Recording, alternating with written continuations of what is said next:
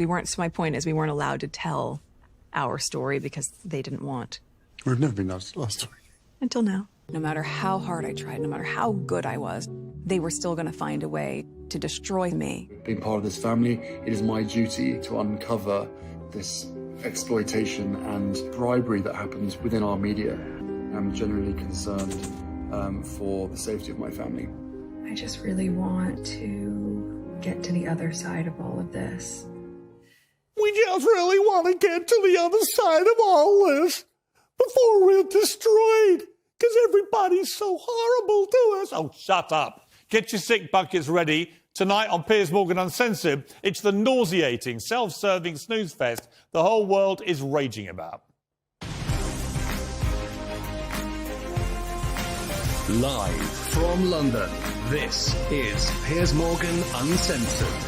Good evening from London. Welcome to Piers Morgan Uncensored. Tonight, we'll devote the whole show to the impact of Harry and Meghan's attack on the monarchy, on the royal family, on Britain. We're all a bunch of callous racists who've wrecked their lives, which is why they're now living in a mansion in California, earning gazillions of dollars to continue trashing Britain, the royal family, and the monarchy. I'll talk exclusively to Meghan's half-brother Thomas, whose own family were trashed comprehensively again by Meghan in the Netflix documentary, and there'll be live reaction from viewers across the UK. But first, here's my uncensored take. And a warning, tonight's show contains spoilers. Well, Harry and Meghan's Netflix series, released to the world this morning, is packed with, well, they're not really revelations, are they? It's sort of rehashed old revelations with a new twist. As it turns out, we've apparently been wrong all along. Britain is a nasty, racist hellhole where only magnificent Meghan stood up to all this, and the world's biggest victims are not the people of Ukraine or the people battling COVID or people struggling in a devastating cost of living crisis. No, the world's biggest victims right now are the Duke and Duchess of Netflix. And don't take my word for it. Yeah, nobody set out to destroy you. You destroyed yourselves in this country with your ludicrous, hypocritical behaviour. The truth be told, what you just said is complete and utter garbage. Harry and Meghan's romance, engagement and marriage were all greeted with ecstatic joy by the British media, the public and the royal family that they've all now abandoned. That's the truth. Not Harry and Meghan's truth, but the actual truth. The first 3 hours of this Netflix series paint a very different, far uglier picture of this country and our royal family. 8 days after the relationship became public, I put out a statement calling out the racist undertones of articles and headlines that were written by the British press. Call the Commonwealth Empire 2.0 because that is what it is. There is a huge level of unconscious bias. The thing with unconscious bias is it's actually no one's fault. But once it's been pointed out or identified within yourself, you then need to make it right. Yep, we're all racists, apparently. Sounds like a different country, but let's be clear, Britain's one of the most tolerant and multicultural nations in the world. We celebrated the glamorous modern flair of the new young royals. We eulogised the newly biracial monarchy as the fresh face of 21st century Britain. I wrote newspaper columns about it myself, including on the day of the wedding. The press and public only turned on Harry and Meghan when their behaviour became obnoxious, self-serving and rankly hypocritical. Sadly, millions of people around the world will watch this series and they'll believe it. They'll believe the smears about Britain and our monarchy, that we're a bunch of bigoted and hateful people. They even blamed Brexit for the racism which apparently was aimed at Meghan Markle, which is just completely absurd. But by far the most sickening part of this show for me was the constant use of Harry's late mother, Princess Diana, to stoke sympathy for Meghan. So much of what Meghan is and how she is so similar to my mum. She has the same compassion, she has the same empathy, she has the same confidence. She has this warmth about her. Who's that? I accept that there will be people around the world who fundamentally disagree with what I've done and how I've done it. Who's that? But I knew that I had to do everything I could to protect my family. Hey, Grandma. Nothing says protecting a family like putting your kids in a reality TV series, does it? Having known both women, Princess Diana and Meghan Markle, I can say with absolute certainty they had nothing in common whatsoever. I couldn't think of two women more different. When it comes to compassion and empathy, where's Meghan's been for her own father? She completely disowned him, as she did all her wedding, actually, before the wedding, as this series makes clear. He just suffered a stroke a few months ago.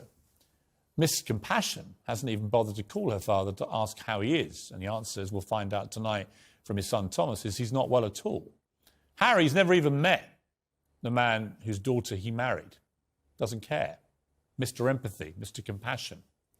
Yet this man, Thomas Markle, raised Meghan on his own for many years. That wasn't in the documentary. That was glossed over. That was ignored. Just like he is now.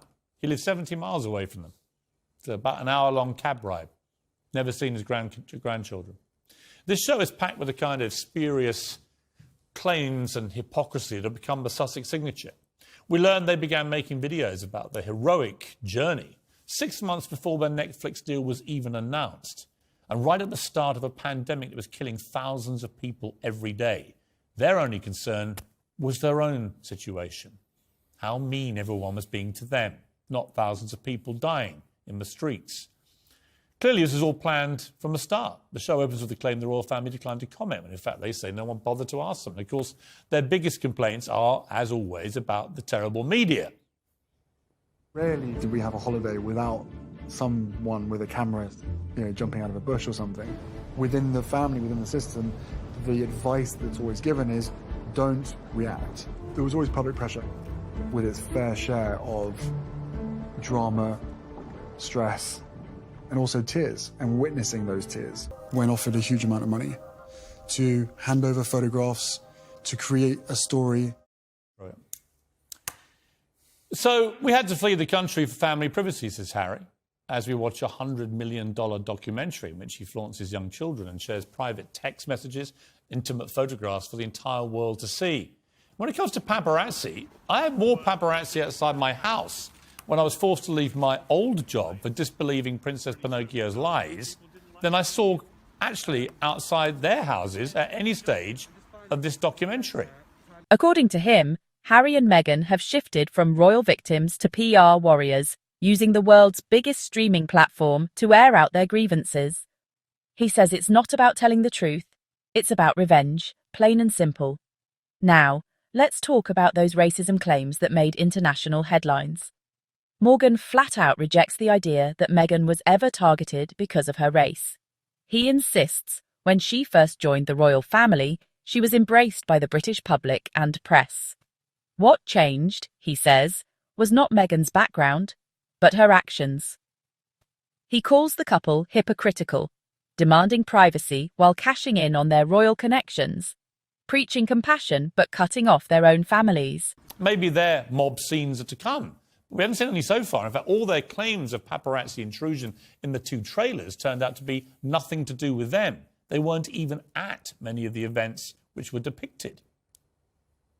So forgive me if I don't think this is all a load of BS. But frankly, the biggest problem with this series so far is that, like the Sussexes themselves, it's dull, it's predictable, it's cliche-ridden, it's simperingly sycophantic. It's one long rendition of all their greatest whinges and a load of self-congratulatory nonsense. Harry and Meghan sold their royal souls to become reality TV stars, but they haven't got the charisma to carry their own sob story. They're now a grasping ex-royal version of the Kardashians, only with less class, less loyalty, and less brains. Well, in a moment, I'll speak to Meghan's half-brother, Thomas Jr., exclusively. Here's a short reminder of what Meghan and Harry said about her father in the show, including a series of supposedly private messages she sent to him when it emerged he was too ill to attend their wedding. Paps and journalists and media were following him all day, every day. The unraveling happened that week when he wouldn't pick up my call. And instead, you're talking to TMZ. He had a heart attack 6 days ago. Which is crazy. Calling. This is not him saying, oh, I don't want to be there. No, I get it. I know what I'm saying. And the world is watching this drama play out. Of course, it's incredibly sad what happened. She had a father before this, and now she doesn't have a father. Well, joining me now is Meghan's half-brother, Thomas Markle. Thomas, thank you for joining me. First of all, how is your father, Thomas Sr.? Oh, hey guys, it's good to be here. Dad is doing very well, making a lot of progress. He's in good spirits. sometimes he doesn't feel that comfortable to actually make a live appearance, but he's doing very well. You're there caring for him. He had a massive stroke, and I think at one stage, for quite a while, he lost the power of his speech. Has that returned now? Is he able to communicate with you? Yeah, his speech is definitely coming back. We're making a lot of progress with the speech therapy, and you know, for the most part, it's pretty normal. It goes off. Henry is so far off on so many different levels. It's really a little bit disturbing. Saying that, you know, she doesn't have a family and she doesn't have a father, and then Harry saying that, you know, she has no father now. That's just ridiculous. Yeah, I mean, it's incredibly hurtful. I also have always had sympathy with your father because I felt that he was thrown to the wolves with no experience of dealing with this kind of intensive media attention. He tried to do the right thing. He came unstuck, and they just disowned him. Has she made any attempt to contact your father since he had his stroke? None whatsoever. And, you know, I totally agree with you on the fact that none of us were ever coached or given any help with the paparazzi or press since the very beginning, which has caused a lot of problems.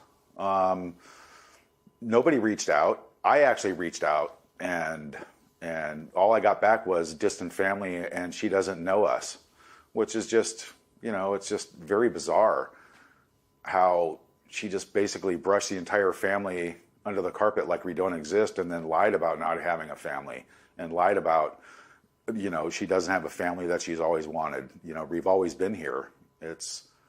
Documentary's way off. I mean, that's what's actually prompted me to work with my own production team. And coming out in like 2023, we're going to have, you know, our side of a documentary that's going to shed a lot of light. Well, I don't blame you. I mean, if this was one of my family doing this to my family, I'd want to do the same thing and set the record straight. It just seems to me that she's decided you're all too big a problem. Therefore, you have to be cut loose. And I got to be honest, I knew Meghan for a bit before she met Harry. Did exactly the same to me. Bang, you know, done. She did that to many people that she knew, that she'd either worked with or was friends with or whatever. It just seems to me she's what I would call a ruthless social climber, who just when people are no longer, no longer appropriate parts of her circle, they have to be expunged quickly so she can move on up the ladder. Absolutely. And I think a lot of greed plays into that fact also. I mean, the amount of unprecedented files, photos, videos, and documentation that we're going to be including in our documentary, it's going to tell a whole different story. And I think the general public and the UK and America knows that now the Markles aren't bad people. We're just like a normal family like everybody else. We do exist. And when one person tells lies and then tells 10 other lies to cover the one lie, and it keeps on going, you know, this is what happens. You end up looking ridiculous. For Morgan, this isn't about racism. It's about accountability. But it gets even more emotional when the documentary brings Princess Diana into the mix.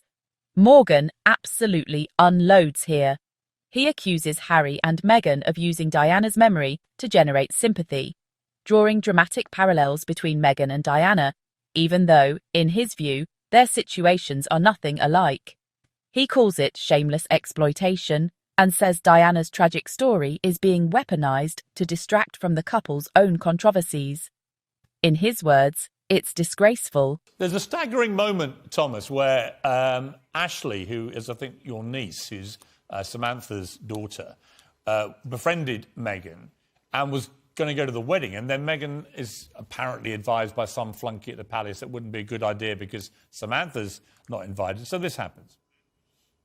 How do we explain that this half-sister isn't invited to the wedding, but that the half-sister's daughter is? And so, with Ashley, the guidance at the time was to not have her come to our wedding. I think I said I was hurt on some level, but I understood where it was coming from. To know that it was because of my biological mother that this relationship that's so important to me was impacted in that way.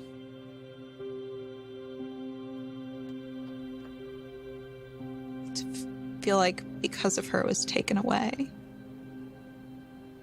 has been hard.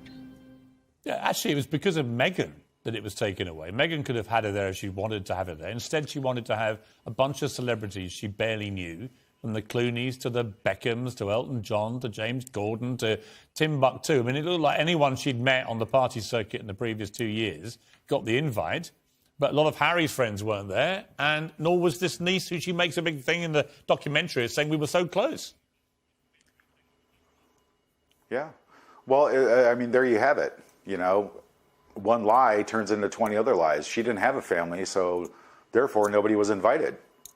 I mean, who doesn't invite their family to a wedding, right, especially a royal wedding? And it's not like anybody in my family asked her for one nickel or anything of her. We were all actually like happy for her when all this happened, but the slow turn of events showed the true colors of this woman. When you finished watching today these first 3 episodes, what was your kind of overview about what's happened to Meghan, and indeed what you think of Harry? Well, my general overview is I can't believe that she was able to be in this position, all by my father's doing, by the way, to be in that position and to know what you're getting yourself into, and then go in there and try and change a 1,000-year-old tradition and monarchy to your own liking. Who does that? It's still a big question. I mean, my father and I, we talk about it quite a bit. It's like, I mean, how could you even consider doing that? You were everything every woman in their life could ever dream of, you had, and you had to go and make waves and accusations and be difficult, and overall, you know, taking Harry away from his family. Right. Yeah, I'm afraid I think it's completely disgraceful. Like I said... Thomas, I've got to leave it there. Thank you very much indeed for joining me. Please send your father my best, won't you? Because I've been concerned about him. I'm glad to hear he's on the mend. Absolutely. Obviously been a scary time for you and the family. Please send him my very best. Absolutely, will do. Thank you so much for having me. All right, good to talk to you. Well, joining me now is the Royal Editor at The Standard, Robert Jobson, and Professor of Black Studies at Birmingham University, Kahindi Andrews. Welcome to both of you. Robert, I mean, pretty startling, isn't it, when you hear her own half-brother talking that way about this and how they feel as a family? It's startling, it's upsetting, I'm sure, for them. I mean, you know, they do seem, when they're on the television, to be fairly normal people. Right. And, you know, Thomas Markle Sr. has come in for an awful lot of criticism for when he, you know, allegedly sold out the way he did, but there was no support for him at the time. None. And I think that he did need that support. And but how can you call yourself miscompassion? How can Harry say she's so like Diana, who really was full of compassion, and not even contact your father when he brought you up on his own for years when he has a massive stroke? Well, as you said, it wasn't even mentioned that he brought her up on his own for years in the documentary. I thought the documentary didn't really address some of the big issues that were out there. Harry talks about institutional racism at the palace. He doesn't address the fact. I remember I did a story years ago when he made racist comments about a Pakistani He called it the P word, yeah. He did, and he tape recorded it and distributed that tape to all his friends. Now, that actually is not... Harry himself has actually been the biggest proven racist in modern royal history. That is a clear case of it. He's accusing everybody else of, it's so unconscious. But that wasn't particularly unconscious. It's perfectly conscious. You know, he recorded it, he did it, he mocked the guy, and the guy's father was furious. Kahindi Andrews, my problem with all these racism claims, which they keep spewing, is it's all generic. There are no specifics. There's no meat on the bone. There's no names. There's no incidents. There's nothing we can point to which actually says anyone in the royal family has been racist to them or anybody else. Now, without that, why should we believe a word they're saying? Well, this is what institutional racism is. The whole point is that you don't need to have somebody waving a Nazi flag to be racist. It's about the way she was treated in the press. It's about the way she was treated by the family. It's about the way she was restricted in her role. It's about her true colour being black, and that being black didn't fit into the royal family. What's it got to do with her skin colour? I come back to it again. What does it got to do with her skin colour? Who at the royal family said anything racist about or to Meghan Markle? We don't know. We've not been told. No one knows. In fairness, they have actually tried to defend the family because someone did raise the colour of the baby, and they didn't say who that was. We could guess. That's not defending the family. That's smearing all of them. That's smearing all of them. They've never said who it was. No, so that's everyone not is in the someone frame. under the bus. But no, but the point is, it's not about one thing. So if you look at her media presence, like when that first story when it came out, they were dating straight out of Compton. I mean, that's blatantly one racist headline in an otherwise positive feature, which actually was wrong by 9 miles. It wasn't a positive. There wasn't she a actually positive. She actually came from an area of it. Listen, I know Kahindi. I know LA. I know where Compton is. I know where she was brought up. It's about 8-9 miles away. The story was off by 8-9 miles. Exactly. The feature wasn't actually remotely derogatory about her. No, but Peter, they have to look at the. For example, you're saying that she was a diva. She was mean to people. She wasn't. She was just acting in a way that many royals act. But she became seen as this aggressive black woman. She's a diva. That's racism. That's I've never seen anybody call her an aggressive black woman. Hang on, Kahindi again. I never saw anybody use her colour in the British media as a stick to attack her ever. Never saw it. It never happened. It's an absolute lie. Nor have I seen any evidence that anyone in the royal family was ever racist to either of them. So there are a number of people who put together comparisons. You know, how is Kate treated? Kate does one thing and is treated this way. Meghan does one thing and is treated a different way. Kate's had millions of negative headlines. Nobody goes around saying the N-word anymore. And you're saying it's only because of Meghan's skin colour? And then there's the Markle family drama. Morgan points out Meghan's continued silence towards her father, even after he suffered a stroke. He argues this is proof of a lack of compassion, painting Meghan as someone who's turned her back on her own family. Plus, Meghan's half-brother even appeared on Piers Morgan Uncensored, claiming Meghan lied about not having a family and calling the entire Netflix show a pile of lies. This family feud isn't just private anymore. It's unfolding in front of the whole world. Really? What I would say, well, I mean, I think when you have an institution which is overwhelmingly white, which is only a story she's in it because she's black in the first place. If she wasn't black, we wouldn't be talking about all of this. Who then treats her in a way which is clearly problematic. She then leaves and says, look, I experienced racism and thought about committing suicide. It was so bad. I think we would have to say, yeah. Well, I want to see the evidence of that too, I'm afraid, because she said a senior person at Buckingham Palace told her she couldn't have help for her suicidal thoughts because it would be bad for the brand of the palace. Who was that person, and when did that conversation happen? Because like a lot of what Meghan Markle says, none of it is borne out by actual evidence. It's just her saying it, playing the mental health and suicide card, playing the race card, damaging the monarchy, damaging the royal family. There is lots of evidence that the royal family's press machine is essentially like the mafia, and you can't just say what you like. They're like the mafia. We know this. I mean, to suggest that that's not true. The mafia was a murderous group of people who killed people for fun. Is that what you're likening the British royal? Well, the Royal African. Can I just point out the Royal African Company was the company which enslaved the most people that look like me in the history of this planet. So actually, yes, the royal family actually does have a murderous past. And it's a racist past and a deeply colonial past. So actually, yes. Right. And you think they're still murdering people? It's not morally in a superior position. Do you think they're still murdering people? I think the point... How many people have the royal family murdered in your lifetime, Gainsey? How many people has the system the royal family represent murdered in my lifetime? Millions, actually. I mean, this is the problem, right? We talk about the Commonwealth like it's this benign thing. It's only a problem if you think they're still doing it. Fine, but they're not, are they? Look, let me go back to Robert. Just going to go to Robert for a second. The problem with these conversations is that, again, there's no substance to it other than go back in history and say that hundreds of years ago, the colonial Britain, led by the royal family, behaved in a bad way. We know that, and they've been apologising throughout the last 60 years for it.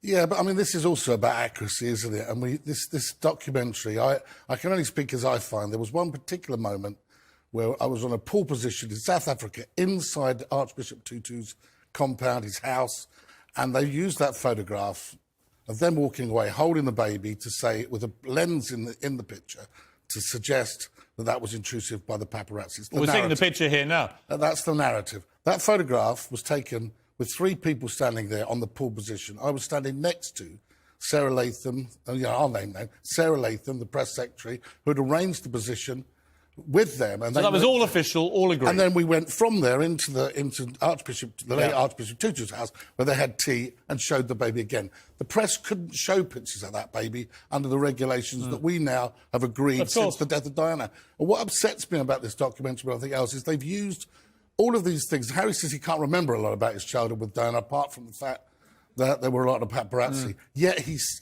utilising Diana, the fame of Diana in this documentary. Yeah, it's disgusting. And he's utilising that to get an old narrative across. And the British media has changed enormously. And by the way, since then. the reason he's doing it is he's getting $90 million that's from bottom Netflix, line, right? bottom line. He's doing the very thing he's accused the tabloids of doing when his mother was alive, which is using her image, and everything about and her the Panorama interview. For commercial gain. Right, exactly. The Panorama Robert, going to leave it there. Thank you very much indeed for joining me. Kahindi, thank you very much indeed for joining me. Coming next, Harry and Meghan wield Princess Diana's memories, as we just discussed, to defend their actions and claims. But does that comparison have any credibility at all? We'll have guests including Paul Burrell to debate that.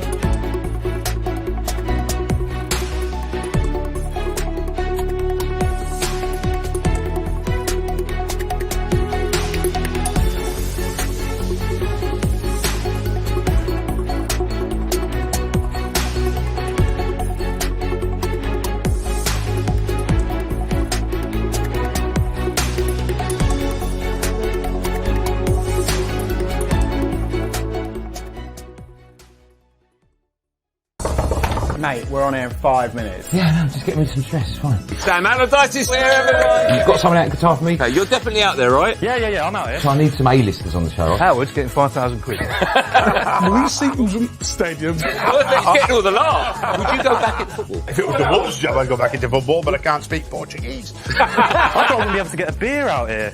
I can. Great, I'm saying we put that up there. Oh!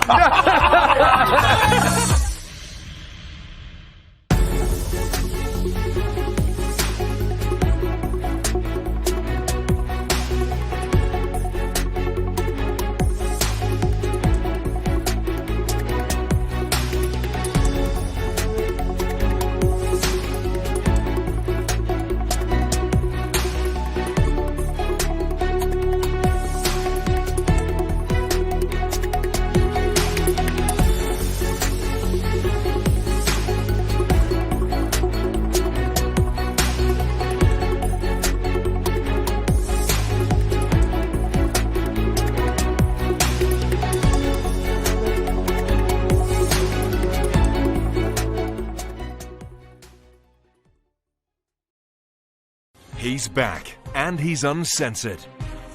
Debating the breaking news and talking to the biggest names. Piers Morgan is live every week with a host of stars. Uncompromising, unmissable, and uncensored.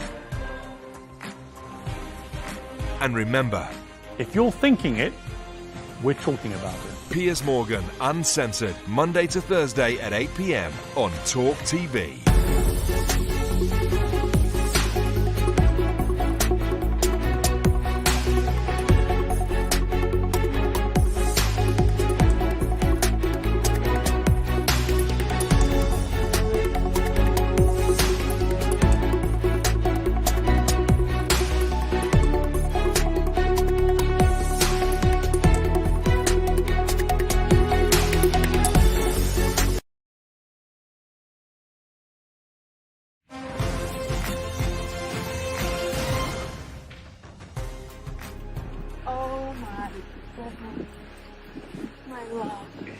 So much of what Meghan is and how she is so similar to my mum. She has the same compassion, she has the same empathy, she has the same confidence. She has this warmth about her.